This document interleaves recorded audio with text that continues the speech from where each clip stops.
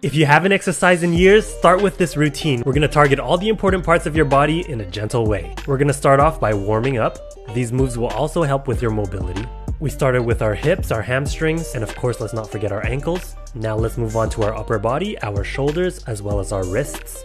Now grab yourself a chair. This move will help mobilize and strengthen your knees. Remember not to lock them completely at the top. Now this move is my favorite. It's a total lower body strengthening move. You can use your hands to help and guide you. If you have trouble with this, use a solid chair with armrests if you have one. Now let's not forget your calves. Raise your heel off the ground. Use a chair for balance if you need it. Now let's work at strengthening your upper body.